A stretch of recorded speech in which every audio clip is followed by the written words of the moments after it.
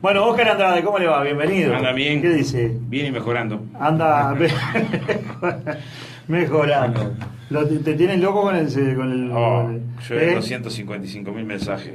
¿Hay que terminar con los celulares o es Sí, bueno? o sea, es que es cierto que tenés niveles de comunicación que están buenos. El compañero que tiene un hijo fuera del país, puede hablar con él, lo ve. Sí, para eso sí. Pero hay veces que te aturde, ¿no? Pero bueno, acá te llaman de al lado y acá al lado te lo Te utilizan. aturde. Bueno, ¿cómo está la cosa? ¿Viene laburando con el tema? ¿Estás abocado a la campaña, a la interna o está mechado? No, todavía no. Yo Yo creo que la campaña va a arrancar por marzo el año que viene. La campaña en términos de... Ahora Uruguay como que entra en un receso. Que baja un cambio. Sí, lo que estamos haciendo es en los distintos lugares, pues la campaña después te lo permite poco. O sea, la campaña tiene un vértigo especial, donde te inunda todo el eslogan, la música, los globos. O sea, hay un momento en el que permite menos pensar. Estos meses de este año, sobre todo desde el arranque del año, lo que hemos intentado con algunos compañeros y compañeras, algunos que en principio se agrupaban en un espacio que se llamaba Enclave FA, que agrupaba sobre todo a Frente Amplistas Independientes, es poner algunos temas en discusión. El primero, que la izquierda no podemos hacernos los distraídos. Acá hay un proceso en la región de una brutal restauración neoliberal, de una magnitud que era muy difícil de pensar. Sí. Porque uno podía pensar, peor que la anterior. Claro, uno podría pensar que se podían perder los gobiernos, pero perder los gobiernos, pero después que acumulaste 10 años en organización, en conciencia, venga quien venga, le va a ser muy difícil aplicar medidas. Bueno, tenemos una reforma laboral en Brasil que no retrocede a los 90, sino que va mucho más duro aún que la dictadura en términos de derechos laborales. O sea, es inédito en 100 años incorporar una reforma laboral que lo que un trabajador desde el desempleo firma antes de ingresar vale más que las leyes. Supongamos un trabajador entra acá mañana y firma que no quiere aguinaldo, no quiere licencia, no quiere vacacional, no quiere horas extras, no quiere nada y quiere trabajar menos del mínimo, y ese papel que firma un trabajador en notorias vale más que la ley. Vale más que la ley, es pulverizar el derecho laboral.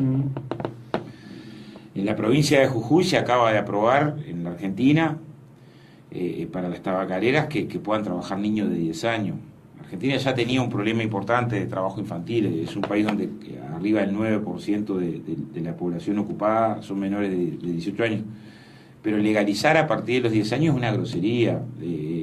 Llegamos a que la mitad de los trabajadores en Paraguay no está cobrando el mínimo nacional, que ya de por sí es bajo. La situación de Piñera en Chile, que es dramática. O sea, ahí es claro que vamos a tener que ensayar no solo la conquista del gobierno, porque sería más sencillo si solo conquistar el gobierno, sino desde el gobierno defender y profundizar derechos laborales, de seguridad social, de inversión pública social en un escenario radicalmente complicado. Esa es la primera constatación. La segunda es que dos factores que fueron muy importantes en los dos primeros periodos de gobierno del Frente Amplio. Uno es los niveles de los flujos de inversión extranjera directa, que fueron los más altos en la historia del país en ese periodo, y el precio de los commodities, que se explicaron fundamentalmente por la emergencia de China. China tuvo un fenómeno económico, todavía sigue siendo un fenómeno económico tremendo, pero ahora a ritmos de crecimiento más bajos. Pero en ese momento acompañó los ritmos de crecimiento con una migración muy fuerte del campo a la ciudad, cerca de 30 millones de chinos que abandonaban las zonas rurales para ir a las urbanas. Esto impactó fuertemente en la demanda de alimentos en el mundo, y para los países productores de alimentos fue una primavera que permitió a Uruguay, estos dos factores, tener tasas de crecimiento económico muy alto. No fueron los únicos factores, hubo factores propios, pero claramente estos dos factores fueron parte del menú, digámosle, que incidieron en el crecimiento económico. La inversión extranjera directa en América Latina en el 2014 cayó, los flujos de inversión es una tendencia global, y por lo tanto vamos a enfrentar un cuarto gobierno sin que este factor sea un factor de los más relevantes. Y el precio de los commodities se enlenteció. En algunos casos bajó, se enlenteció. Entonces vamos a tener una tensión redistributiva objetiva por tres factores. Primero, regional de un conjunto de políticas neoliberales muy fuertes en la región, donde operan empresas que operan acá, o sea, no es algo que pasa de la frontera hacia el otro lado. Y después creo que el tercer componente que queda muy claro es la voluntad política de sectores económicos en el Uruguay que claramente han puesto la proa en dirección al ajuste, no hay duda. Es un año que arrancó con el movimiento autoconvocado, que fue un movimiento que concentró su discurso en las políticas públicas, concentró su discurso en las empresas del Estado, concentró su discurso en los derechos laborales, que por primera vez desde que se reinstaló la negociación colectiva desde el año 2005, dos gremiales muy poderosas como la Asociación Rural y la Federación Rural no se presentaron a negociar, o sea, no es que no llegaron a acuerdo después de intentarlo, no fueron, o sea, dando una señal muy dura contra la negociación colectiva y dejando a más de 100.000 trabajadores rurales sin derecho a poder desarrollar negociación salarial, lo que demuestra lo falso de la consigna de un solo Uruguay, ¿no? Un campo uno solo, hasta la hora de discutir salario. Claro. Tuvo que discutir salario, dejó de ser uno solo el campo. La Cámara de Comercio y la Cámara de Industria, que aparte de llevar plataformas muy hostiles a la negociación, del tipo de congelar una parte del salario, horas extra simple, denuncian al Uruguay, denuncian al país, a todos nosotros, ante una institución de Naciones Unidas como es la OIT, y consiguen el respaldo de la IEM, una cosa inesperada. O sea, la Global Mundial de Empresarios, que es la sigla en inglés de IEM, considera que su tema principal para el año 2019 es Uruguay, por la violación de los derechos de los empresarios. O sea, uno coloca hasta hacia afuera, ¿cómo es posible que alguien pueda sostener que en Uruguay se están reprimiendo los derechos empresariales, se están violentando los derechos humanos de los empresarios?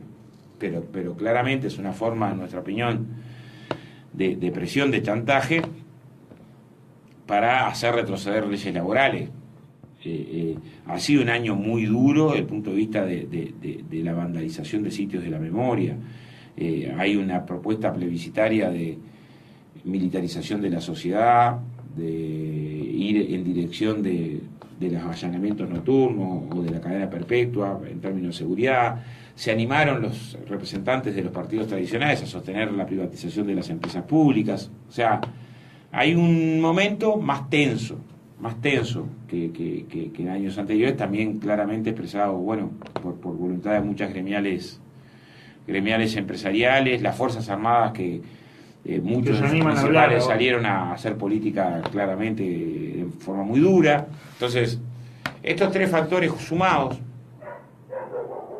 la situación regional que inunda de neoliberalismo los países vecinos, que nos impacta directamente, porque, a ver, el conflicto que tuvimos en el gas es por el cambio de orientación en Petrobras, los líos que tenemos hoy en el frigorífico de Salto, que está parado, o que tuvimos hace poco en el pool, son por dos grandes multinacionales brasileras, el Grupo Marfrig y el Grupo Minerva, que están aplicando una política durísima de ajuste hoy, no están esperando a ver quién sea el gobierno. Hoy están intentando una política de ajuste muy, muy duro.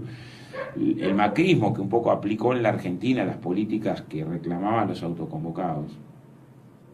O sea, una fuerte devaluación, el dólar que pasó de 10 pesos a 40. Esto para los sectores agroexportadores es maravilloso. O sea, están pagando un salario en dólares que es menos de la mitad. Sí. ¿No? Ahora, muchos de esos sectores agroexportadores son los mismos que están acá y no es casualidad que se hayan retirado de los consejos salarios. O sea, tenemos que ver que empezamos a construir las políticas públicas en un escenario radicalmente desfavorable. Esa es la primera consideración, primer punto de partida de la discusión. El segundo, tuvimos a la ministra de Industria de Paraguay que se enorgullecía de tener salarios bajos. Esto, en otro tiempo, los neoliberales sostenían la situación de los sacrificios presentándolos como temporales, diciendo, bueno, hoy tenemos una situación complicada, pero cuando crezca la torta se va a desparramar. Hoy lo sostienen, Paraguay es un país que ha hecho los deberes porque tiene salarios muy bajos, los costos son ínfimos, esperamos llevarnos muchas inversiones porque, o sea, que un gobernante se alegre de la condición miserable de vida de sus trabajadores, demuestra la forma más descarnada de... Yo creo que esa referencia a Paraguay, lo del trabajo infantil en la Argentina, lo de haber habilitado que las mujeres embarazadas pueden trabajar en condiciones de insalubridad en Brasil, demuestran hasta qué punto puede ser descarnado la restauración. Y el segundo costado que nosotros poníamos en discusión es, solo se puede avanzar, en este escenario, solo se puede avanzar si logramos una articulación muy fina, muy profunda entre los movimientos sociales, los partidos políticos de izquierda y de Frente Amplio y el gobierno.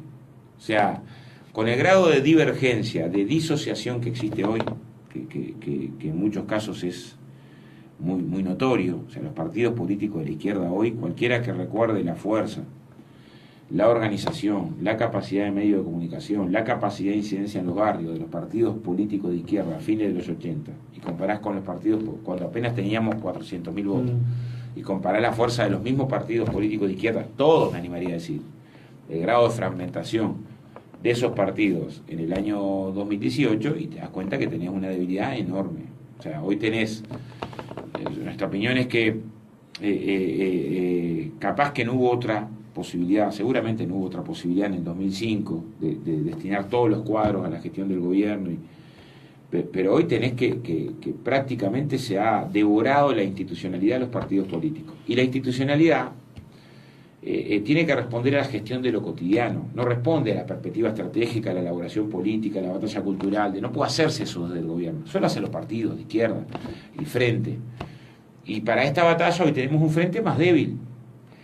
No electoralmente, en capacidad de voto seguimos, sigue siendo una forma, lo que digo es débil desde el punto de vista de la capacidad de acción, de movilización, de disputa. Increíblemente, muchas veces se cuestiona, un día sí y otro también, a la estructura militante del Frente Amplio.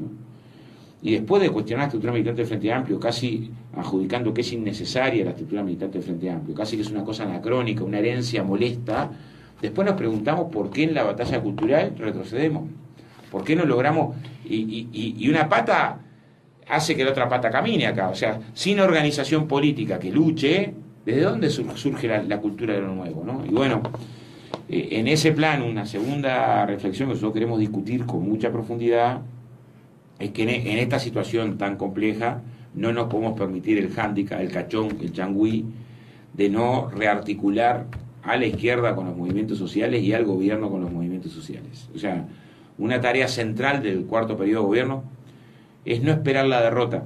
Mirá, muy chico y te dejo.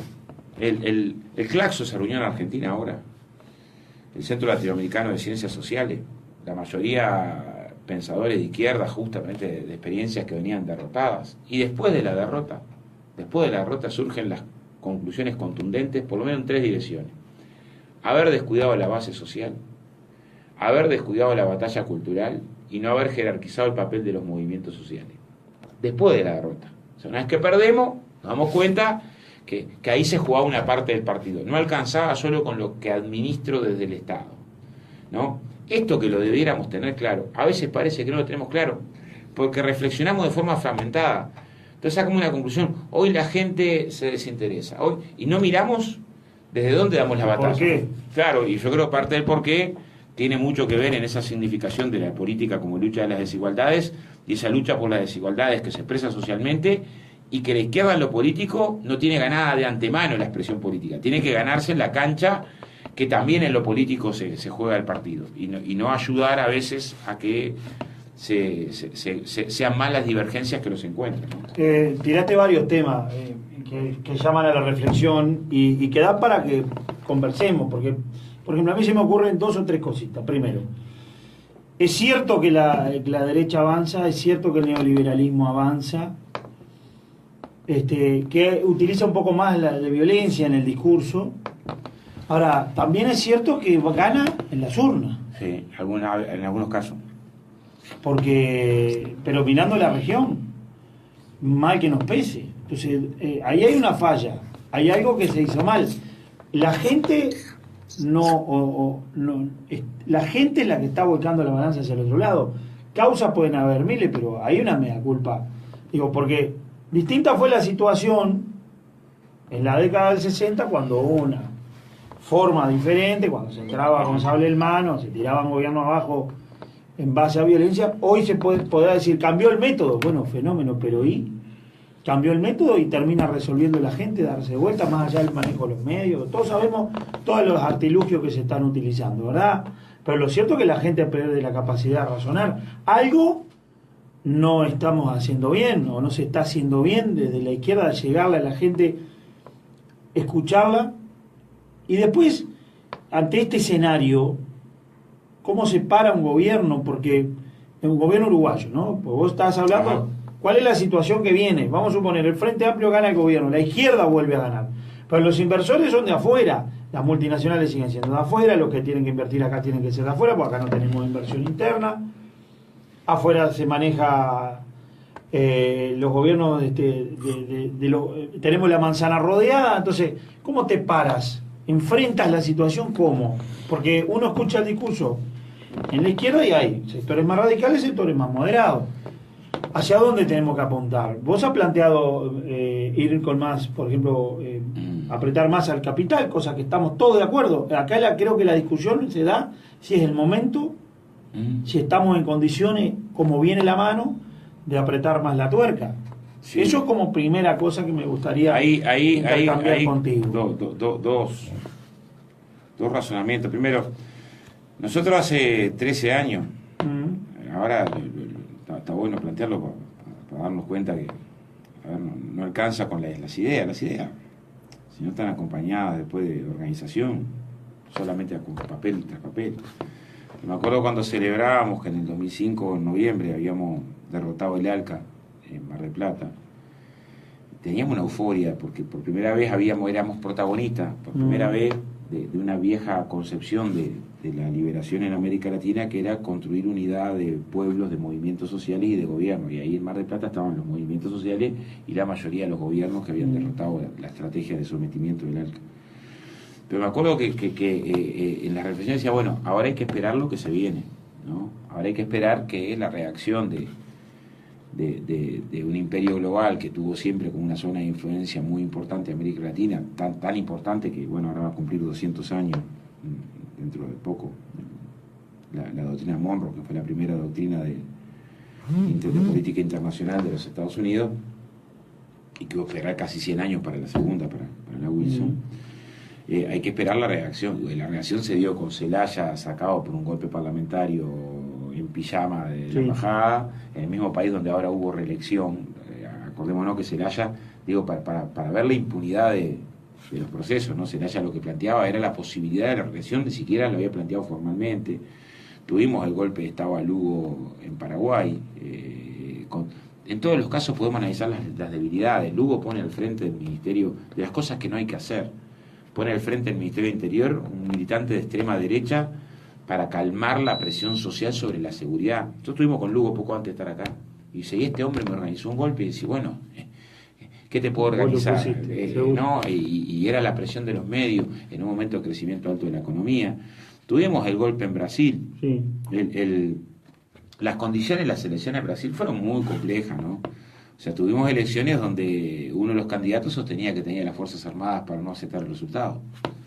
O sea, esas fueron las condiciones. Yo imagino que si eso mismo en cualquier otro país sería un drama, acá no pasó a ser el escándalo. Pero lo que quiero decir, sí, claramente perdimos elecciones en la Argentina y ganó la abstención en Chile. En Chile gana Piñera con más de la mitad de los chilenos yendo a votar, y en Brasil 40 millones entre que no fueron a votar y anularon el voto. La pregunta yo la haría al revés, decía, ¿cómo no tenemos que parar? O decir, ¿cómo hay que pararse? ¿Cómo no tenemos que parar? El proceso principal por su tamaño, porque es 1/3 de los habitantes de América Latina, es Brasil. Si uno mira a Brasil, por más que eran políticas muy moderadas, que no decidió ir contra el capital, sino que básicamente colocó un conjunto de políticas sociales, de derechos sociales, de cuotas en la universidad para que entre la población afrodescendiente, del plan Hambre Cero, del plan Mi Casa, Mi Vida. En el 2012 surge un movimiento autoconvocado rural que va duro por la falta de contundencia en la represión al movimiento campesino, que ahora, bueno, el sábado pasado asesinaron dos compañeros para ir, pero 61 el año pasado. Reclama al gobierno de Brasil más mano dura y decide entrar en huelga de impuestos, no pagar impuestos, presiones. Es un sector económico muy importante, pasa a trincherarse, ¿no? El mismo domingo que acá estábamos ganando el no a la baja y el mismo domingo que acá estábamos festejando la mayoría parlamentaria, esa noche Dilma gana la segunda vuelta. Y estábamos festejando el cuarto gobierno, ya un cuarto gobierno se iba a consolidar pero lo hace en condiciones económicas complejas. La economía en Brasil creció medio punto en el 2014. Sí, ganó muy apretado además. No, y creció medio punto, creció poco la economía, ¿no? Entonces, ¿qué hacer? ¿No? Y las recomendaciones que primaron fue ir en dirección contraria a lo que fue su campaña. De un lado tenías la campaña neoliberal de ajuste, recorte de Aécio, y de otro lado tenías la campaña de Dilma de seguir con el proyecto, defender las conquistas. En esta condición compleja no podemos ir para atrás. Y Dilma lo que hace es, pone de ministro de Economía al asesor económico de Aécio, a Joaquín Levy, Joaquín Levy, ¿no? Como si aquí el Pusiera de Posada. Sí, claro. Ahí va. Pone a Joaquín Levy aplica un paquete de medidas antipopulares. Los compañeros del PT te lo explicaban esto, decían, miren, esto Ahora, ¿cómo se puede cometer un error? esto es temporal, decían, esto es temporal para calmar los mercados. Vamos a calmar los mercados, ahí van a venir un montón de inversiones porque van a demostrar que nosotros somos muy respetuosos de los mercados, tanto que llegamos a tomar medidas de ajuste que nos están pidiendo. Vamos a ganar gobernabilidad, vamos a poder gobernar porque vamos a demostrar seriedad. O sea, las medidas que favorecen impopulares se presentan como medidas que piden los mercados, como que los mercados fueran algo abstracto, como tal tener los grandes intereses económicos.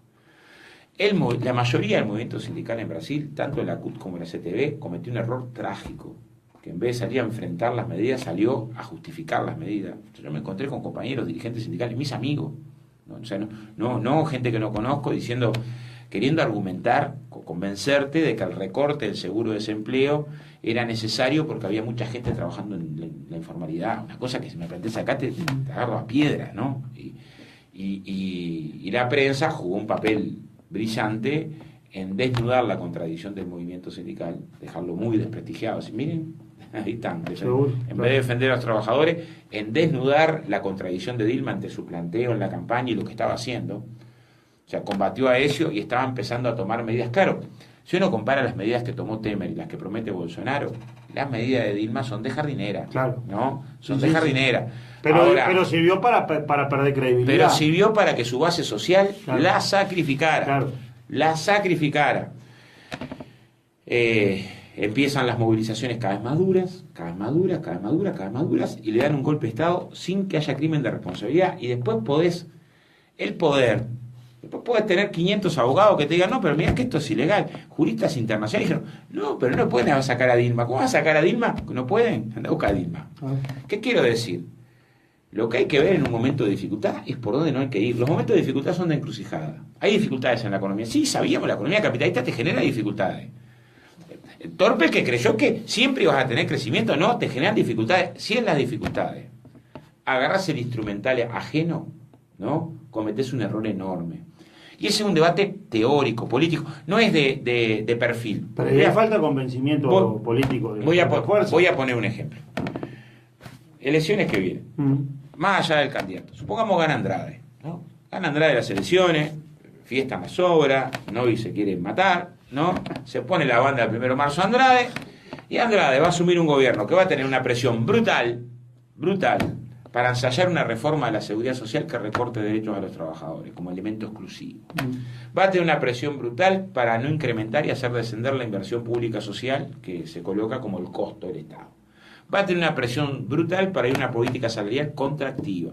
Y va a tener una presión brutal para no tocar, no es solamente los impuestos, estas 4 patas juntas, 5 diría yo.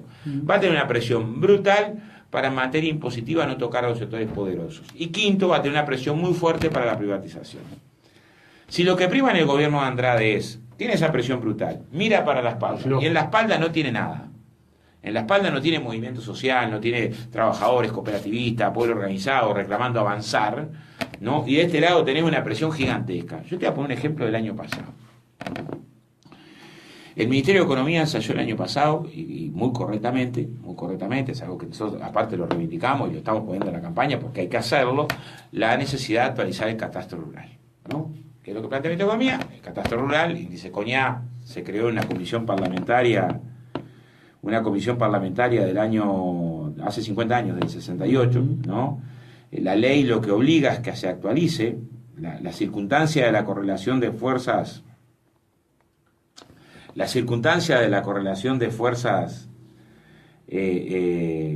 no permitió nunca que se actualizara, y el Ministerio de Economía decidió ir en la dirección de, ya se pasó por acá, la respuesta que tuvo el Ministerio de Economía cuando decidió si, bueno, ustedes la tierra que tienen, en muchos casos, no está actualizada,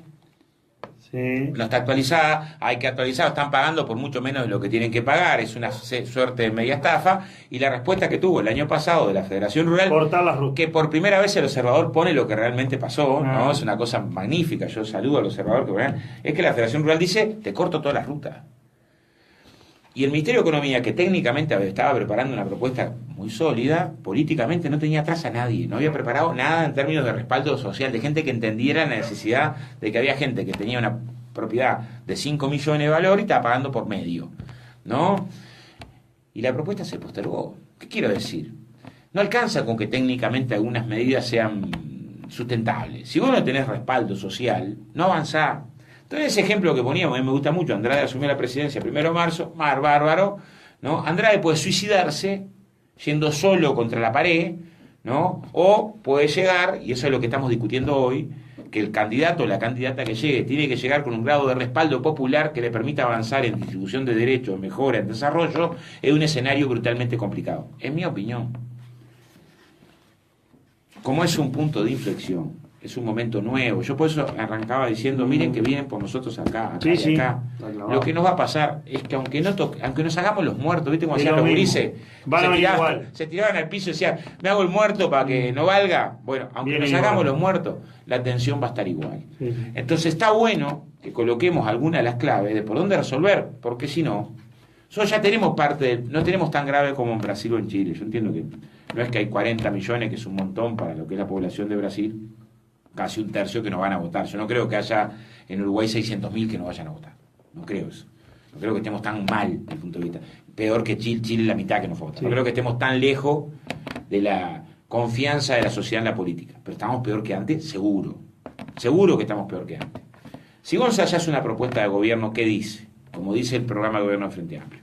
Vamos a duplicar la inversión en vivienda, que es un esfuerzo fiscal muy importante, que está muy bien de hacerlo, que aparte resuelve un problema estructural. Es la clave para resolver el tema de la seguridad. O sea, construir ciudades integradas, derecho a la ciudad, es clave para resolver el tema de la seguridad, porque la tuburización es funcional a que el narcotráfico se la apropie del territorio. Vamos a invertir un punto del producto, son casi 350 millones más que vamos a tener que invertir en investigación y desarrollo para pegar un salto en el cambio de la matriz productiva, para salir de la primarización. Vamos a atender que la consolidación del sistema integrado de salud, que implica que el esfuerzo que hicimos por cada 100 pesos que se invertía por paciente en salud privada, se invertían 30 en salud pública, ahorita 180, el programa Frente Amplio lo que le promete a la población es equiparar 100 a 100, es un esfuerzo en materia de la salud pública, los efectos de que esté en condiciones de potenciar el sistema integrado de salud, por más que los conflictos ahí, aparte de los recursos que tienen que estar, porque no podés competir igual si vos tenés menos recursos, está en nuestro plano, ¿no? En combatir a la sociedad anestesico-quirúrgico y su lógica, en los salarios escandalosos en salud privada, pero está planteado así. Está planteado hacer un esfuerzo importante en atención a la primera infancia, ¿no? En concentrar, el programa de Frente Amplio es muy claro que ahí hay que hacer un esfuerzo. Está planteado llegar al 6% del producto para la educación. Entonces, y está planteado bajar el déficit fiscal, ¿no? O sea, bajar el déficit de las cuentas públicas. ¿Vos cómo lográs estas medidas en un momento donde la inversión extranjera directa está a ritmos menores y los precios de los commodities están más bajos si no planteás medidas redistributivas desde el punto de vista fiscal? ¿Estamos planteando la expropiación socialista? No, ¿qué estamos planteando? Estamos diciendo, miren, si movemos la tasa del impuesto al patrimonio, que en el medio rural tiene un monto imponible de $1,5 millones, o sea, no toca al pequeño y mediano productor seguro, en algunos decimales, o sea, la franja que está en 0,5, 0,6, subir a 0,6, 0,8, en algunos decimales te permite una recaudación de 150, 180 o hasta $200 millones anuales con la actual estructura patrimonial. Entonces empezás a atender. Si dejás el IRPF categoría 1, que es el que grava la renta empresarial como está para la pequeña y mediana producción, pero generás algún escalón para la gran renta, para la renta extraordinaria, tenés mecanismos para... Si modificás el catastro rural, o sea, estamos hablando de elementos que son tímidamente ir en la dirección del vallismo. Tímidamente ir en la dirección... Mirá, cuando en el año 30... Uruguay salió campeón del mundo y le ganamos a los argentinos, siempre eso nos alegra mucho, una final aparte. terminamos la final y a los pocos meses nos enteramos que por primera vez en 7, 8 años Uruguay tenía déficit fiscal. No sabíamos lo que era. Veníamos los 20, eran de crecimiento económico, pero la crisis económica del 29 no era que no iba a llegar a Uruguay, llegó a Uruguay. Yo pediría que se repase el debate parlamentario del año 31 para atender el déficit. Tenía sectores vallistas que eran de izquierda, Grauer, ponele, en la punta. Ahora, los sectores moderados del vallismo, el centro del vallismo, Stablo y Valle Verde y otro, ¿no? Planteó incrementar un 50% el impuesto a la herencia, los moderados, colocar impuestos a las grandes propiedades, a la ganadería extensiva, a la tierra improductiva y ociosa, ¿no? El sector de centro del vallismo. Sí. Ahora hoy, es tanto la sacralización, nos han metido tanto en la cabeza que no se puede hablar. Nosotros no ponemos el eje en los impuestos. El eje lo ponemos que tenemos que atender el tema de la vivienda. El eje lo ponemos para que haya trabajo, porque en un momento donde cae el eje lo ponemos en términos de que tenemos que hacer un esfuerzo mayor con el cambio de la matriz productiva, atender la pobreza infantil. Ahí está el eje. Ahora, después, la política económica, decir, bueno, ¿cómo construir recursos para atender esas demandas? Porque si haces una campaña colocando esas demandas, podés pagar un precio altísimo, tipo parecido al del cuarto gobierno de Dilma, si al primer año de gobierno decís, miren, todo esto que planteamos no lo vamos a poder cumplir. Ahora, una elección planteando una discusión de impuestos está frito, ¿no? No, yo creo que no. Yo creo que no. Yo creo que estuvimos fritos en el 99 cuando se planteó un impuesto a los salarios. Sí. Y es distinto un impuesto a los salarios. Nosotros no estamos hablando ni impuesto a los salarios, ni impuesto a la pequeña producción, ni impuesto a la mediana empresa. Estamos hablando de impuesto a la gran concentración de capital. Es distinto. Está perfecto. Ahora, no podemos... está bien el análisis que vos decís, retrotraernos a la década del 30, en un contexto que de repente yo desconozco fehacientemente, pero estábamos en un país que se había comenzado a desarrollar como tal hacía 30 años, no creo que más, porque anterior aquello era tierra de nadie. Entonces, con la presión que hay hoy, con el hecho de los medios de comunicación que juegan fuerte, por eso vos planteas lo del respaldo social, sí. Y es cierto. Y te voy a dar un ejemplo. Tenemos un año y te voy a dar un ejemplo. Cuando el gobierno, el Frente Amplio gana el gobierno en el 2005, a los pocos meses se plantea una huelga de camioneros. Y se abortó porque salimos a la calle, hubo una movida importante. Nosotros salimos. Sí. Los únicos que salimos fuimos nosotros. Bueno. O sea, no salió un comité base. No, los únicos que salió fue el PCNT. Pero vos viste que eso ha ido cambiando. ¿Quién sale ahora?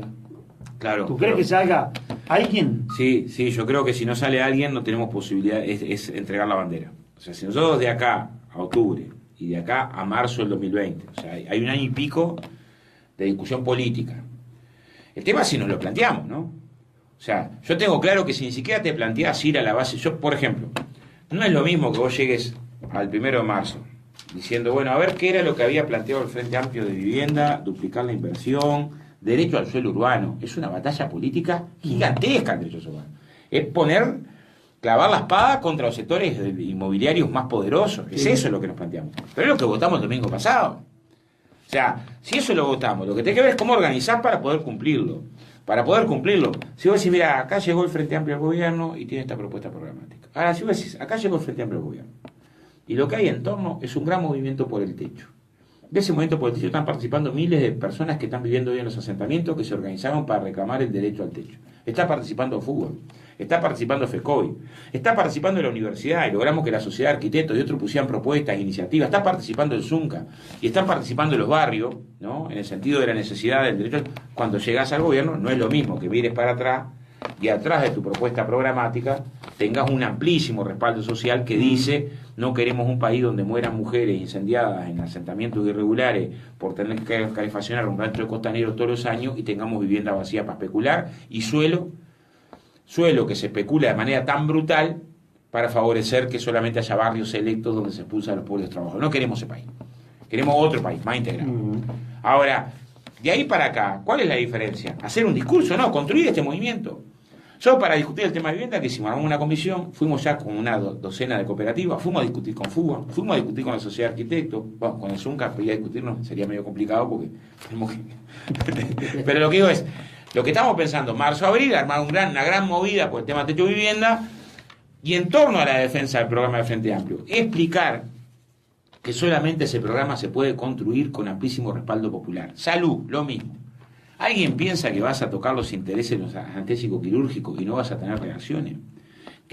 Hay gente que cobra más de 2 millones de pesos en salud privada. Ahí hay una reforma, porque me dijeron, a ver si vos lo debes tener, pero alguien me comentó, yo no conozco el ámbito de la universidad, pero que incluso hay una reglamentación, una ley o lo que sea interno de la universidad que hace que los anestesistas sean pocos, que no haya... Se mejoró en los últimos 4 o casa. 5 años se mejoró. Pero han hecho una casa. Sí, de... sí. Mientras, para hacerte un ejemplo grosero, mientras la FIFA quiere ampliar para que no se lo manejen 4 o 5, acá... La cátedra de anestesiología, nosotros tuvimos una conversación, tuvo una actitud durante muchísimos años, muy cerrada. En los últimos años ha logrado, y esto es parte del lío, nosotros precisamos... Sí, claro. Mirá, el estudio, nosotros armamos un equipo de salud también, con compañeros que son especialistas, y hay compañeros que nos han apoyado, que son referentes, Graciela Uve, que está en el clínico, Hugo Rodríguez, hay compañeros de primera línea ahí, y aparte de los que son del movimiento sindical. Y de hecho tomamos como referencia para los temas de salud parte del acuerdo multisectorial que se llega entre el Sindicato Médico del Uruguay, la Federación Uruguaya de la Salud y la Federación de Funcionarios de Salud Pública, donde hay un montón de claves en las que está muy buena avanzar desde el punto de vista de eliminar por franja órdenes, tickets, copago, para realmente dar el otro paso de universalización, de la complementación, de la JUNASA, la JULASA, las juntas locales de salud y las juntas departamentales de salud, con un rol diferente. Ahora, lo que yo digo es, ahí el estudio que hay es que se precisarían aparte como 300 anestesiólogos más para cubrir en condiciones óptimas a nivel nacional, sin sobrecargas horarias y sin componente de dependencia, tenemos un desafío. Pero mientras tanto tenés que garantizar, y después ir viendo por especialidades, construyendo la política ahí por especialidades. Es evidente que hubo mejora indiscutible en materia de salud con el Frente Amplio del Gobierno, triplicaba antes la mortalidad infantil en salud pública, lo que es la privada, hubo más de 80.000 personas que se pudieron operar, pero porque también enfrentamos a la corporación de los oftalmólogos, no había posibilidades. Pero lo que digo es, sobre lo que estamos buscando es, si vos generas un gran movimiento porque la salud sea un derecho, vas a tener otra fuerza para poder presionar al sistema mutual de decir, mira, viejo, no me gastes plata en publicidad, ¿viste? Porque lo que precisamos es primera asistencia, lo que precisamos es medicina comunitaria, lo que precisamos es, lo que precisamos son las prácticas más avanzadas en materia de atención de la salud integral, y ahí vas a chocar, porque si tiene una salud que tiene un índice de medicalización muy alto, y una industria farmacéutica a la que le conviene que vos te des siempre pastillas para todo, y vas a otra lógica desde el punto de vista de atención de salud, vas a confrontar intereses, no hay vuelta. Entonces el problema es, si vos confrontás intereses solo desde el burócrata del Estado, vas a estar liquidado. Si vos confrontás intereses desde un gran movimiento social, tenés otras posibilidades de avanzar. Y ahí está el centro de la decisión política del hoy. Siempre fue así esto, no es un invento del 2018. Ahora, en esta condición tan compleja, al revés de capaz un poco la pregunta que me hace, pero en este momento hay que avanzar, en este momento vos avanzar nos hunden, me digo, no es que quiéramos. Las dinámicas sociales y políticas, ¿qué les pasa a la izquierda en el mundo? No en Uruguay, en el mundo. Capaz que el ejemplo más categórico es el que se dio en Brasil se dio, pensaban que gradualmente, el de la Segunda Internacional, cuando las izquierdas europeas tuvieron durante 15, 20 años crecimientos económicos que le permitían mejoras graduales en las luchas sociales y sindicales, se conformó una mirada de que eso iba a ser eterno. Y en realidad había unas contradicciones por dentro de lucha que derivaron en la Primera Guerra Mundial, de arrancarse a los pedazos, y la izquierda no sabía qué hacer ahí. No sabía qué hacer. Y en muchos casos terminó furgón de cola acompañando la aventura guerrerista, una barbaridad. Lo que quiero decir es, acá, después de 10, 12 años, 13 de crecimiento económico, donde pudiste más o menos distribuir sin que se armara grandes líos, porque tenemos una izquierda que no está preparada de todo para el momento donde la dinámica cambió.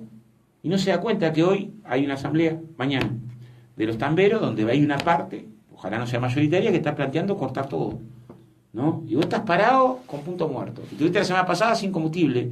Y tenés una preparación de un montón de movidas para el año de los autoconvocados, que está más dura.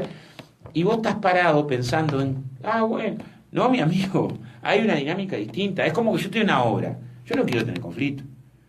Yo no quiero tener conflicto, la verdad. Yo no quiero tener conflicto. Dirigí la obra, que te conflicto así, golpe, decís, mirá que tenés, que no te pagan el sueldo. Tenés 5 chavos y aparte de cosas. Y, bueno, mi amigo, te están rompiendo la cartelera. Papá, está bien. Date cuenta que el escenario no lo elige siempre uno. Uno no elige siempre el escenario en el que se dan las batallas. Y estudiar rigurosamente el escenario en el que se da la batalla ayuda a que la izquierda o esté a la altura de las circunstancias o no esté a la altura de las circunstancias. Ahora, con relación al movimiento sindical, porque yo ahí tengo un matiz, ¿no? Hay Sí. dos. Yo veo por un lado el Zunca organizado, que moviliza, o sea, veo los gremios privados de una manera y yo veo los gremios públicos de otra. Te lo digo francamente. Sí. Porque vos o sea, veo los gremios, el movimiento sindical muy cuestionado por una parte de la población, en algunos casos muy equivocadamente arrastrada por los medios, pero en otros casos no tanto. Porque cuando yo tengo un gurí o un botija y tengo que estar un mes y medio sin clase en un año, o un mes, por diversas circunstancias, porque nunca llego a un acuerdo, porque todos los años estoy en esa situación, la gente se subleva y se calienta. Y no conquisto de esa manera. Y de repente hay cosas que la gente no entiende cuando yo paro un tren porque de una empresa pública que no existe hace 1000 años y después, entonces, el otro día lo hablaba con los canandinos acá también, el mismo tema. Cuando el movimiento sindical privado arriesga laburo, arriesga muchas cosas y la gente percibe que por el otro lado, en un país que toda la vida hizo de lo público una de sus grandes estandartes, porque el Uruguay ha logrado el crecimiento en las mejores épocas del Estado como tal, no cuando dejó de tomar responsabilidades. Entonces, no hay que también concientizarse en el movimiento sindical o una parte del movimiento sindical el rol que tiene que jugar, ya no por su propia reivindicación, sino también pensando en el perjuicio y lo que genera de rechazo en la gente que de repente no es ni siquiera sabe ni lo que gana, pero lo que sí sabe es que de repente hay una asamblea de hoy, mañana, y luego dice 2 días no van al liceo. Y cuando viene la elección de profesores, los mejores profesores eligen los mejores liceos y los que empiezan los mandan a los liceos más jodidos. Entonces, y si no es así, se arma un lío bárbaro. Entonces, esas cosas no hay que corregir también para plantarse con una espalda que diga, bueno, yo estoy de este lado, clarito, y quiero que me sigan. Porque la gente de repente percibe que si bien no es hacer la tuya como Dido, pero ahora es más corporativa la cosa, pero termina siendo lo mismo. Yo arreglo lo mío y lo demás lo utilizo para lograr justamente mi objetivo. Digo, esas cosas no tendrían que estar también en la conversa. Sí. Y no estoy hablando de los, insisto, yo hago una diferencia entre los sindicatos. Yo veo sindicatos que actúan de una manera y sindicatos que actúan de otra. Yo, a ver. Y le doy gran importancia al movimiento sindical, ¿eh? Sí. Porque de lo que vos estás hablando, de las organizaciones sociales, el movimiento sindical cumple un papel fundamental. Yo creo ahí que todas las organizaciones sociales, para todas corresponde ese debate. Corresponde para el movimiento estudiantil, corresponde para el mundo cooperativo, corresponde para los movimientos de la diversidad, corresponde para el movimiento feminista, corresponde para el movimiento sindical, para los que están organizados en los barrios, para las manifestaciones de la cultura. O sea, todo ese amplio entramado para la universidad, todo ese amplio entramado, vos podés tener primero, lo peor es cuando ni siquiera lo tenés. Cuando tenés parte de la sociedad que ni siquiera está organizada, está asociada. Sí. ¿No? Capaz que el caso más notorio que hoy tenemos es este ejemplo de los rurales, donde tenemos tan poca organización que salvo en los lugares donde tuvimos algo de organización, como los Citru, el arroz, pudimos dar respuesta a esta ofensiva patronal, y en el resto quedás diciendo, tenía una ley, la ley no la aplican, no existe, ¿y quién la cumple acá? Nadie, pues mando yo, soy estanciero, mando. Entonces, capaz que la demostración más clara es que sin movimiento social estás liquidado, por más política que hagas. Tu política no sirve ahí porque no tenés quien la defienda. Entonces, que el movimiento social comete errores, sí, no hay duda. Ahora, la izquierda no puede avanzar sin el movimiento social, por más errores que cometa. Como el gobierno comete errores. También el gobierno comete errores. Está claro. Decir, muchas veces el gobierno comete errores y tenés este debate al revés. Compañero que te llama social, pero ¿para qué voy a luchar por el gobierno? Nos pasó ahora con la discapacidad. Si fíjate lo que nos hizo con la discapacidad, que recortó la ley el día antes que se votara, ¿no? Y vos tenés que explicar que por más que cometan errores desde el gobierno, desde el movimiento social, despreciar la lucha en la institucionalidad es olvidarte de una parte del partido. No vas a avanzar solo organizando socialmente. Y la misma discusión de este lado, cuando decís, pero mira el conflicto que hizo tal gremio que fue equivocado, que no tomó en cuenta, y sí, se equivocó, le erró, o está orientado de una concesión errada. Ahora, sin trabajadores organizados no vas a avanzar, por lo tanto, luchá para que cambie la orientación ahí. ¿Qué hacía la izquierda históricamente? Claro, hoy ¿qué es lo que nos pasa? Mira, a mí me pasó hasta una reunión que tuvimos con los candidatos y algunos dirigentes del Frente. Yo estaba preocupado por la elección en la Asociación de Estudiantes de Medicina, donde ganó una lista por destrozo, 1.200 votos, 1.400, extra Frente Amplista, así, con todos compañeros integrantes que estaban ajenos al Frente Amplio, enemigos del Frente Amplio, criticando al Frente Amplio. No, pues si esto tendrá que pasar en toda la FEU, hay problemas, mi amigo. Y para la mayoría de los compañeros no era un dato de la realidad, esa situación.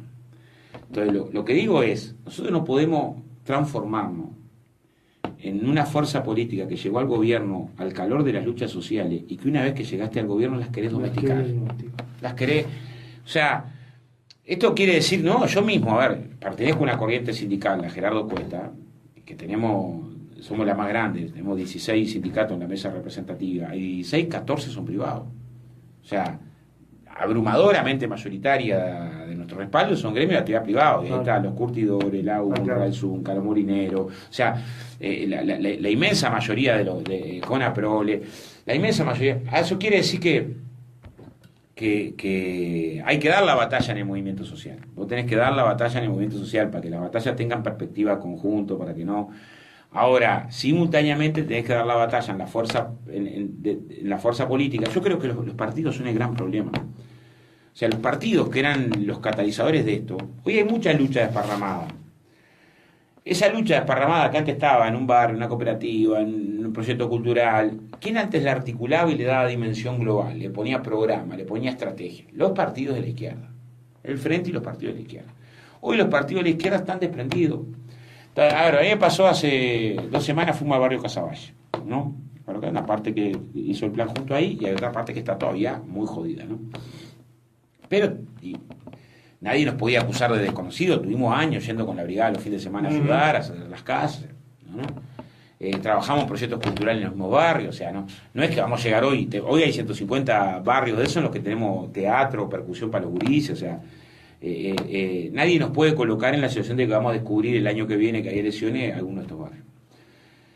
Pero lo que sí es cierto es que ahí tenés la amenaza de los narcos, alguna llegada del Estado, pero del Estado, del funcionario del Estado, el funcionario del MIDES que va al asistente social, está bien que lo haga, pero la izquierda no llega.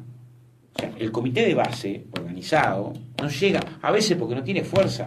Pero al no llegar, después cuando te encontrás carteles de Novi y gente se calienta, y dice, bueno, la casa que le hizo el plan junto, y sí, vino Novi, le dio el peso, pero acá nosotros, no se perdió la elección así. pero y nosotros llegamos, lo que digo es, nosotros llegamos organizadamente a discutir, a organizar, a polemizar, a discutir, a ser protagonistas, porque para nosotros nunca el pueblo fue objeto de los cambios de nuestra política, fue sujeto, era el protagonista.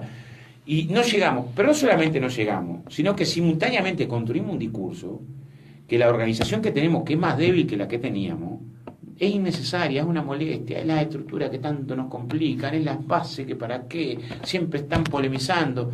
Y con ese discurso termina de alejar la participación, cuando la precisamos más que nunca. Pero también queremos una discusión y decimos, muchachos, dejemos de discutir la única herramienta que tenemos para dar vuelta a tierra acá, en la pala, que puede tener problemas, pero dejemos de pegarle más y más, porque si no... vamos a llegar a una condición de que quedás en la impotencia. ¿Quién nos va a salvar el proceso político este? ¿Un eslogan? ¿Una agencia de publicidad? ¿Va a resolver el proceso político de conciencia de la gente de las dificultades que vamos a enfrentar cuando querramos ensanchar derechos sociales y populares en un escenario tan complicado? No, mi amigo. Amplios sectores de pueblo organizado. Ahora, si a priori, supongamos que esa tensión la vamos a tener en marzo o abril del 2020, ¿no? Si 14, 18 meses antes ya estamos diciendo que no se puede, ¿no? El mensaje que damos desde la conducción política es de resignación. Decimos, no se puede, la gente no va a participar, no es posible, no va a entender, no. Pero aparte no es una perspectiva de izquierda. La perspectiva de izquierda no es la perspectiva radical discursiva. No, nosotros no somos radicales de discurso, la verdad, si no tenés condiciones, no tenés condiciones. Y si me decís, hoy no tenés condiciones, pero no me digas que no las podemos generar. No me digas que no podés ir generando condiciones sobre temas que claramente son... A ver, toda la agenda de investigación económica, vos me preguntabas esto del 30, toda la agenda de investigación económica actual, toda, no hay un solo dato que no diga que Uruguay sigue sosteniendo niveles de concentración de la riqueza escandalosos. O sea, mejoró mucho la distribución del ingreso, del nuevo ingreso, pero la estructura patrimonial acumulada no la tocó. Tenés la concentración de la riqueza inmobiliaria, financiera y empresarial concentrada en el 1% de la población. Hay Eso no lo ha tocado nadie. investigaciones muy duras. Entonces, sí, bueno, claramente no digo que sea sencillo tocar ahí, pero tenés que ponerlo arriba de la mesa. La OCDE hoy, que no quiere hacer la revolución en ningún lado, nos dice que uno de los problemas que tenemos acá es la escasa tributación que tienen los sectores más ricos. La CEPAL dice lo mismo. O sea, claro, yo sé que esos son sectores muy duros. Pero ellos se cagan en la CEPAL, te lo plantean, te lo plantean a la gente y se ponen en víctima. Pero vos tenés que discutir después con el vecino, ¿no? Que está en un rancho lata. ¿No perdimos un tiempo precioso los países de esta región?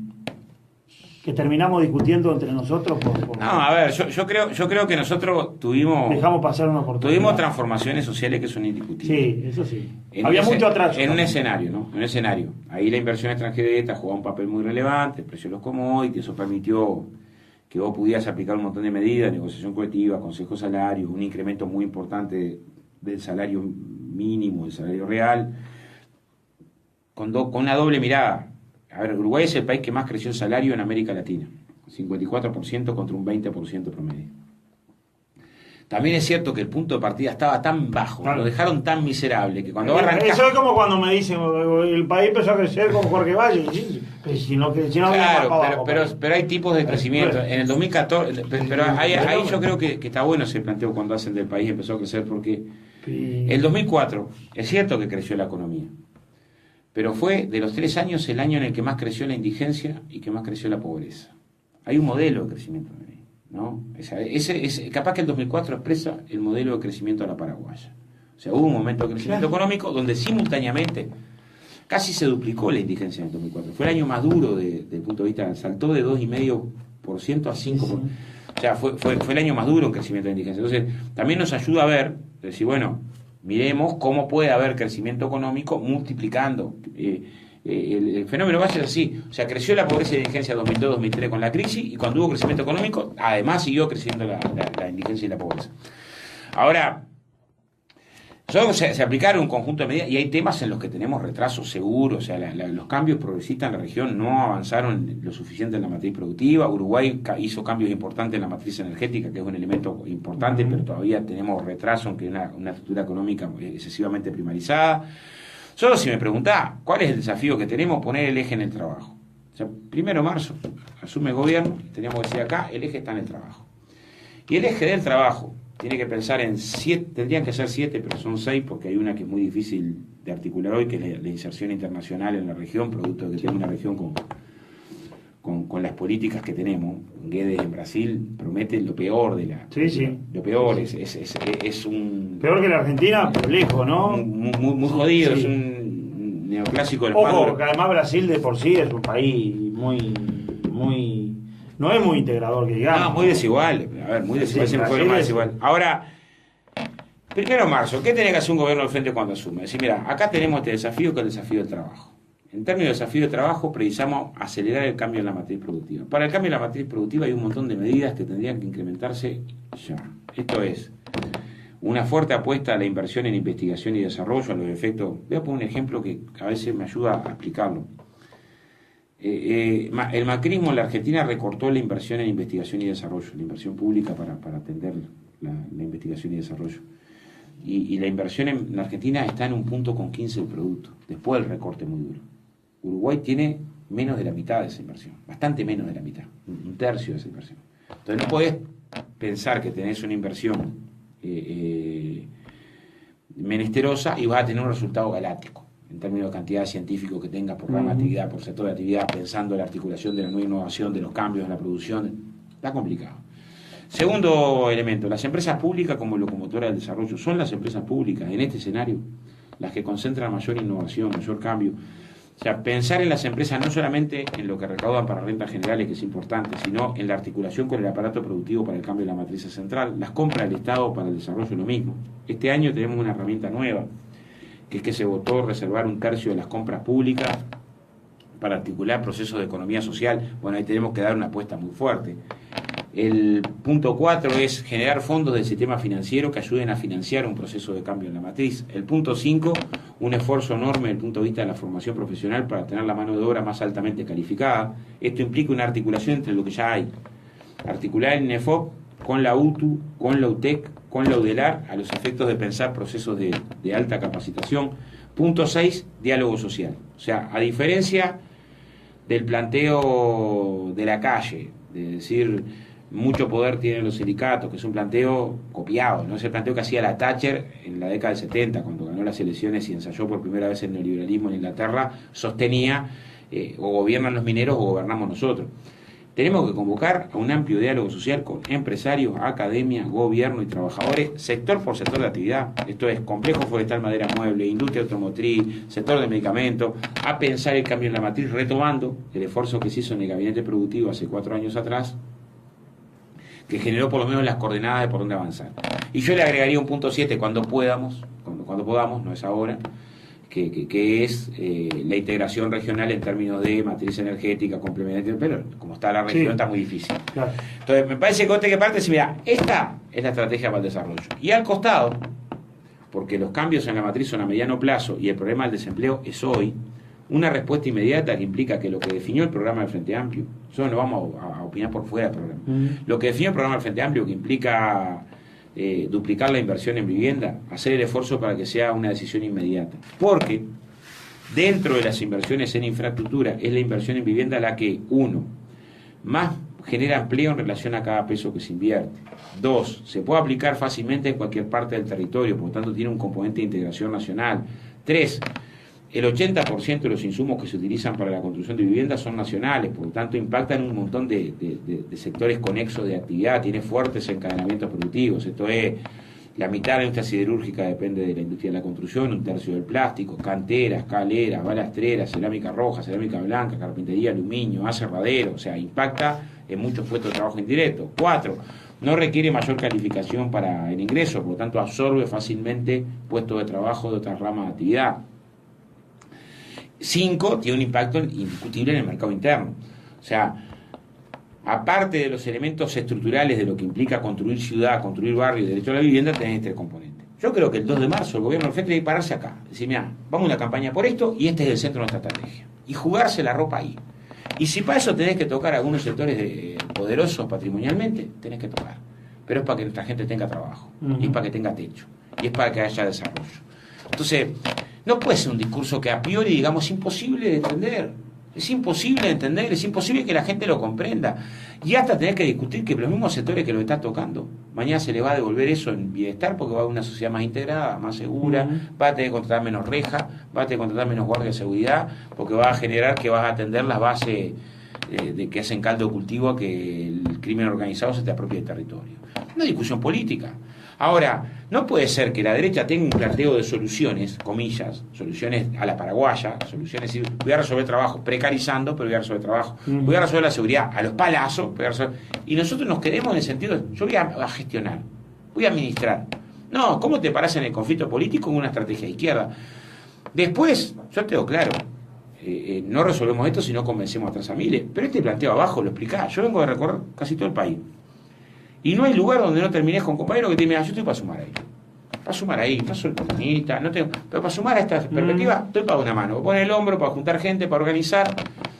Y cuando planteas alternativas de lucha, hay muchos compañeros y compañeras que se sienten convocados. Cuando no planteas ninguna alternativa de lucha, y lo único que decís es, votame que yo te voy a resolver, votame que yo te voy a resolver, votame que yo soy un crack. Y te voto y espero, después te critico por Facebook. Bueno, yo creo que ese planteo hoy no es el que tenemos. ¿Y el Frente está preparado para lo que se viene, para el malón? No, porque pero vos decías no está preparado. Porque a uno le da la sensación de que se viene un malón en serio en esta campaña, pues ya se están mostrando los dientes. Mira, el Frente no está, pero lo vamos a preparar. Y yo digo que... ¿Los demás candidatos valen tu sintonía en ese sentido? ¿O hay una apatía? No, mira, a ver, los demás candidatos son los crack. son unos tremendos compañeros.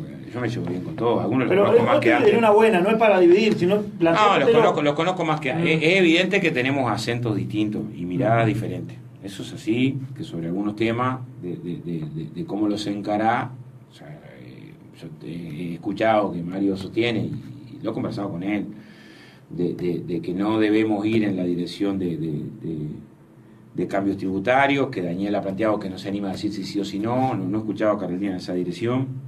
Yo creo que tenemos una enorme dificultad si no pensás en cambios tributarios, ¿cómo haces para cumplir la propuesta? O sea, vos tenés que cumplir. O sea, si vos salís a una campaña a decir tengo que duplicar la inversión en vivienda, no podés después decir no la dupliqué. O no podés decirle de nuevo que no llegás al 1% de investigación y desarrollo, porque ya nos costó caro en este periodo pasado no haber llegado cuando lo planteamos como un objetivo. Y vos no hacés una campaña para ganarla solamente, lo hacés para acercar la sociedad a la política y para atender las demandas sociales. Y a mí me gusta poner la cara después, si yo puedo poner la cara en todo el país y decir, mira, no pudimos por esto, porque hubo tal seguro, porque se tal problema, porque no nos dio la fuerza, luchamos y no nos alcanzó. Lo que no puedo hacerme el distraído es que no pudimos y no pasó nada. Y descarté porque eran papelitos, espejitos colores. Tenemos que ir a una discusión ahí más profunda. Y lo otro es, las medidas que están en el programa de Frente Amplio son tan radicales que implican una revolución socialista. No, implican algunas modificaciones en la estructura patrimonial que permitan financiar un conjunto de programas de desarrollo social y desarrollo productivo, con riqueza que en Uruguay hay. Yo me gustaría que repasaras, o capaz que ya repasaste, pero que si no repasaste, el informe del Banco Mundial de arranque del 2017, donde no solamente ubica el PBI por cápita, que es uno de los indicadores para medir la riqueza, sino que ubica toda la estructura patrimonial. Ese informe lo que nos da es que el Uruguay es el país más rico de América Latina, el más rico, ¿no? Si me des toda la estructura patrimonial. Así que bueno, mi amigo, pero tengo un montón de gente que todavía está con la ñata contra el vidrio, Toda vez yo no comparto cuando hay compañeros frente a pista que ponen, hey, miren, qué mal que estamos, agotamos los pasajes al exterior. Pues está bien, mira que hay gente todavía en Uruguay, mucha menos que en el 2002, mucha menos que con la derecha. Es cierto que se avanzó mucho, pero todavía hay gente que está pasando como puede. Y vos tenés que construir tu sensibilidad desde ese lugar, del lugar que está más embromado hoy. Después, hay que dar una batalla con respecto al tema de la ética. Claro, pero vos de alguna manera tenés que combatir mediáticamente a la derecha. Que te está diciendo que está todo mal. Sí. Y entonces vos te agarrás de lo Tenés que combatir a la derecha y a mí me gusta agarrarse mucho de decir, mirá, bajó la mortalidad infantil tanto. Teníamos 800 gurises estudiando en la universidad por año y ahora tenemos 3.600. También. Teníamos un salario mínimo que alcanzaba para 4 garrafas de gas y hoy alcanza tanto. Teníamos 10% con negociación colectiva y tenemos un 80%. Me parece que la valoración social de lo principal de la conquista, teníamos 80.000 tipos que estaban ciegos por ser pobres y pueden ver. Tenemos el centro de Pereira Rosell, que es centro de referencia a trasplante de médula. O sea, nos sobran componentes sociales y políticos. Muy importante, amplísimo, de donde hemos concentrado el esfuerzo. Porque la izquierda ha concentrado ahí el esfuerzo. O sea, ¿dónde hemos concentrado el esfuerzo? ¿Dónde están los temas que más nos sacuden? A ver, por último, yo creo que nosotros estamos obligados, yo lo planteé el otro día, a dar señales. Estamos en una semana complicada, se está definiendo el tema de la sanción de algunos compañeros, pero a dar señales en términos de la transparencia y de la ética que vayan más allá. ¿Y cómo se resuelve eso? Un montón. Lo primero que planteé es que está bueno que los precandidatos a la presidencia, todos, hagamos públicamente, conjuntamente, una declaración jurídica jurada de bienes, hoy. Segundo, hagamos un compromiso que en nuestras gestiones no va a haber nadie, ningún primo, segundo, cuarto, quinto, sexto, de nada, en ningún área de reparticipación de confianza del Estado. Va a ser una segunda señal que tenemos que dar. Tercero, creo que hay que ir a una limitación de los puestos de los pases en comisión, tanto en el Parlamento como en los directores, hacer un sacrificio. Habrá algunos que todos los pases en comisión estarán militando mucho, pero bueno, cubrir con militancia e ir a una reducción. Quinto, creo que hay un montón de partidas, todas que hay que rendir. Lo que hizo Tabaré me parece que es una señal que demostró reflejo del presidente, en el sentido de decir, obligar a que todos los viáticos de todo el mundo se rindan, y si no, no se cobra. Bueno, hay que hacerlo en todo el Estado y por ley, si no se aprueba ahora. Hay que aprobar de manera inmediata la ley de financiación de los partidos políticos que prohíba el tema de la financiación de empresas en la campaña. Sexto, hay que ir a una discusión sobre que la JUTEP y la Junta Electoral tienen que tener más recursos. La Junta Electoral no se pueden poner medidas que controla la Junta Electoral y la Junta Electoral no tiene recursos para controlar. Y octavo, me parece que nosotros desde la izquierda tenemos que dar señales de que asumamos la responsabilidad, que asumamos no nos cambie un milímetro el patrimonio. O sea, no nos cambien los ingresos. Decir, mirá, ya a mí me pasó cuando fui diputado, me parece que ahora es lo mismo. Decir, mirá, si asumí la responsabilidad, seguí ganando como un albañil, porque es una forma de demostrar hacia afuera de que la lucha no es por un privilegio personal, por una mejora personal o por lo que fuera personal. Yo creo que hay un conjunto de señales, no para desmerecer la política. Hay compañeros que dicen, che, pero eso no es que estás ayudando a que se desprestigie la política. No, al revés. Es que queremos demostrar, discutir, que para nosotros de la política son las causas, no es dónde va a estar uno.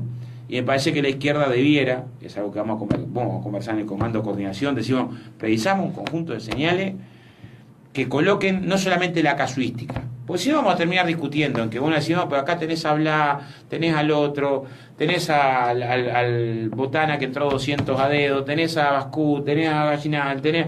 Y el otro dice, no, pero usted de León... Bueno, me parece que tenés que una discusión así, mirá, fuera del tenés, ¿no? Yo tengo claro que en esto la derecha tiene un pelotón más grande. No, obviamente. Pero, igualmente está, hay que... Pero que, a ver, el Frente Amplio ha sido el que más ha insistido sobre ese discurso de toda la vida. Quizás ahí está un poco, y aparte está con la lupa, porque los demás están con la lupa. Obviamente, eso lo reconocemos todos. Ajá. Ahora, la primera señal la tiene que dar el 15. Claro.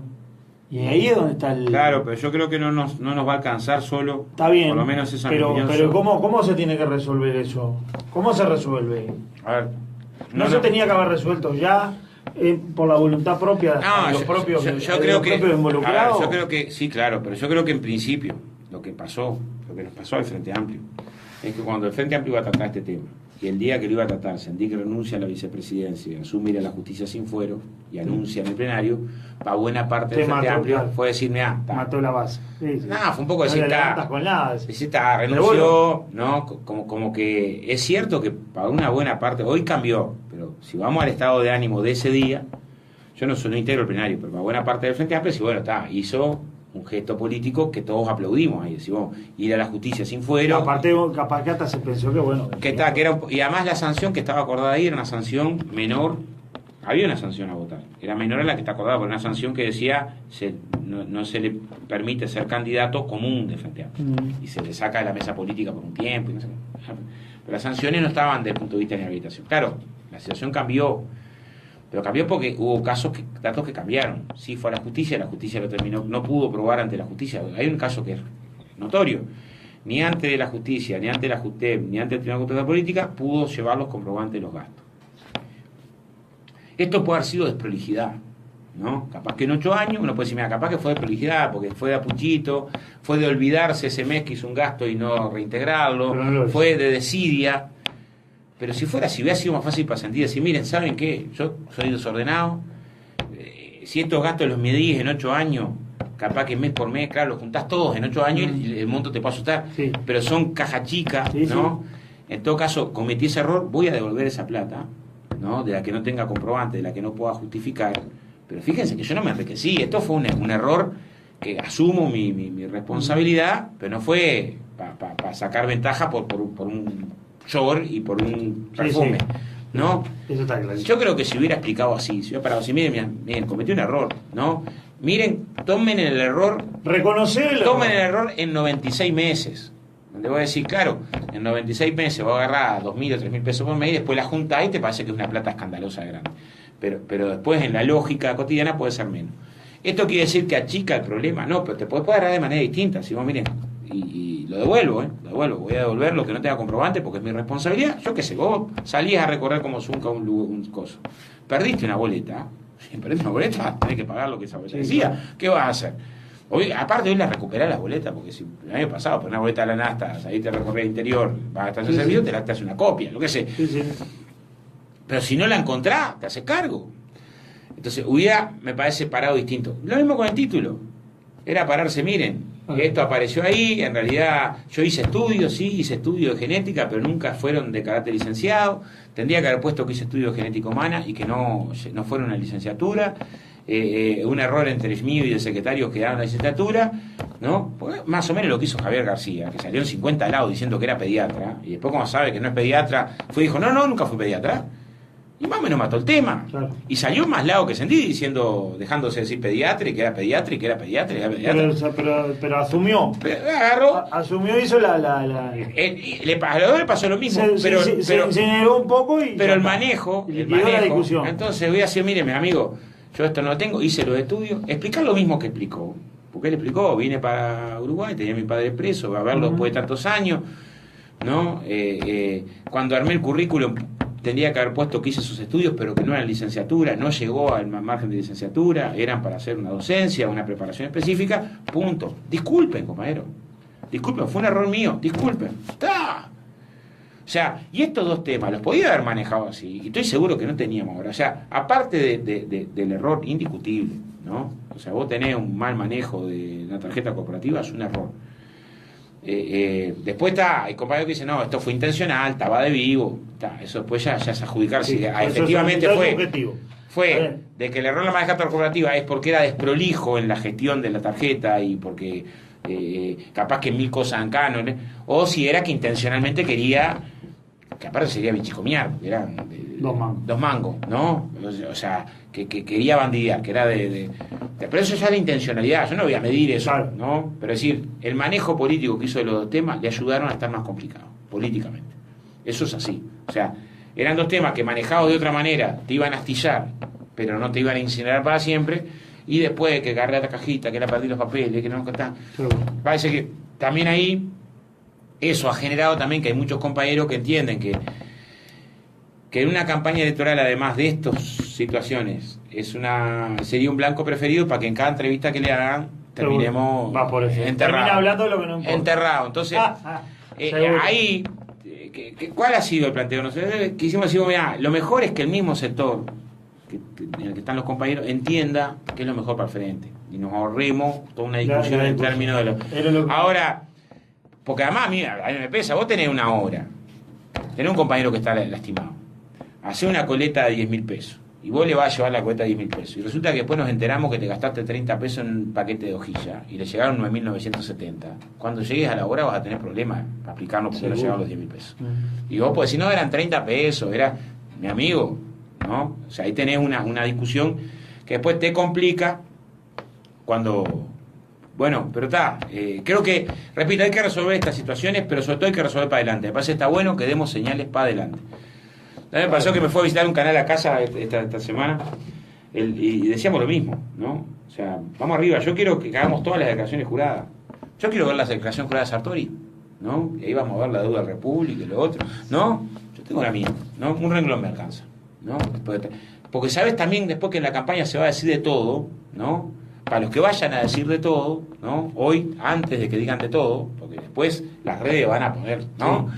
Arrancar desde ahí. Hace 22 años que soy dirigente sindical y 12 años que soy secretario general del sindicato más grande del Uruguay, ¿no? Y vivo igual que cualquier trabajador de la construcción, ¿no? Y tengo la posibilidad de mostrarlo de punta a punta, ni mejor ni peor, ahí en el pelotón. Mi guiri se va a la escuela pública, yo me atiendo en ACE, o sea, está bueno que demos una discusión, y mi patrimonio un renglón, una casa sin terminar, ¿no? O sea, está bueno que demos una discusión cada uno, porque también hace a que después las emboscadas éticas pierdan potencia, ¿no? Oscar, muchísimas gracias, porque ya te dije que ir, aparte de 1 hora y media, llevamos prácticamente. Te agradezco mucho y bueno, va a haber tiempo de seguir conversando, vamos a seguir. Arrancar. Como en casa acá, como siempre. Sí, señor. Así que cuando bueno, pinte otra oportunidad estaremos por acá, seguramente a partir de marzo, porque ya nos vamos a tomar nosotros también una licencia de verano. Así que muchas gracias y bueno, y será hasta la próxima, hasta la vuelta. Arriba. Dale.